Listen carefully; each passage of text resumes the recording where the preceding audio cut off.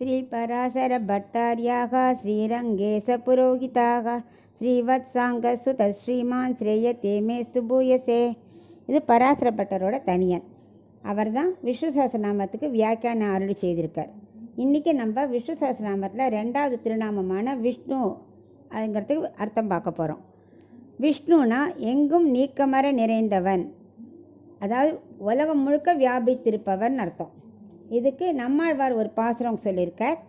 பரந்த தன் பறவையுள் நீர்தொறும் பரந்துளன் பரந்த அண்டம் இது என நிலம் விசும்பு ஒழிவர கரந்தசில் இடந்தோறும் இடம் திகழ் பொருள்தொறும் கரந்தெங்கும் பரந்துளன் இவை உண்ட கரணே. இங்கே பறவைன்னா கடல். ஸோ குளிர்ந்த கடல் நீரில் இருக்கிற ஒவ்வொரு அணுலையும் நீர் திவிலைகள் இருக்கு இல்லையா, அது எல்லாத்துலேயும் அவர் நிறைஞ்சிருக்கார். 7 உலகத்திலையும் பூமியிலையும் ஆகாயத்திலையும் எங்கேயும் அவர் நிறைந்திருக்கார். எல்லா குணத்திலையும் நிறைஞ்சிருக்கார். உலக தனக்குள்ளேயே அடக்கியிருக்கார் அப்படின்னு நம்மாழ்வார் சொல்லியிருக்கார்.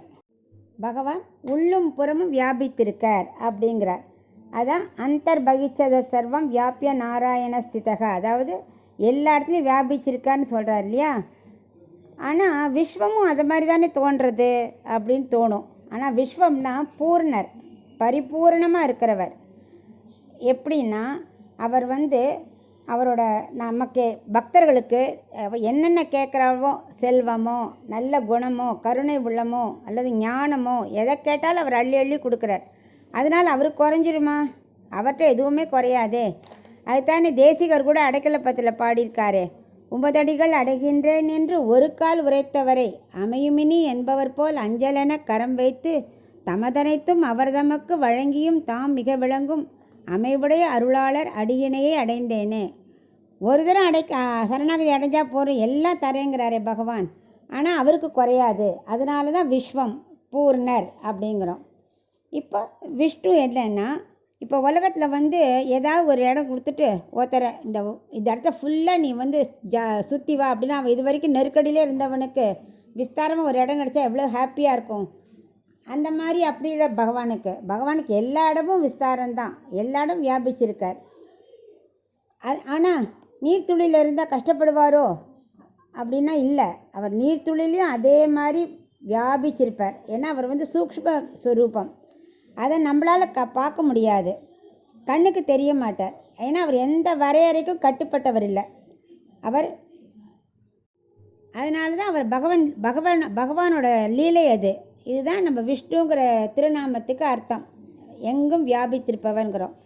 இதுக்கு ஒரு சின்ன கதை. நம்ம எல்லோரும் பாலில் ஏலக்காய் போட்டு சாப்பிட்ருக்கோம்.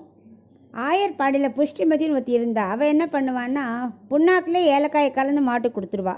அதனால் மாடு கறக்கும் போதே நல்ல ஏலக்காய் வாசனையோட நிறைய கமல் பாலாக இருக்கும். கண்ணன் பால் தயிர் வெண்ணெய் திருடாத வீடு இருக்கோ? ஒன்றுமே கிடையாது. ஆனால் இந்த வீட்டுக்கு மட்டும் வந்ததே இல்லை. ஏன்னா இவள் எப்போவுமே குச்சியோடையே அவள் வரவிடாமல் தடுக்கிறவ. ஆனால் கண்ணனுக்கு தெரியாதா எப்போ திருடணும் எப்படி பண்ணணும்னு? திருடின மாங்காய்க்கு ருசி அதிகம் அவருக்கு தெரியுமே. ஒரு தடவை வந்தார். அப்படி பால் அப்படி எடுத்த உடனே வந்துட்டா புஷ்டிமதி குச்சி எடுத்துட்டு ஒரு அடி கண்ணனோட முதுகில் போட்டுட்டா. அது விழுந்த உடனே அம்மானு ஒரே சத்தம்.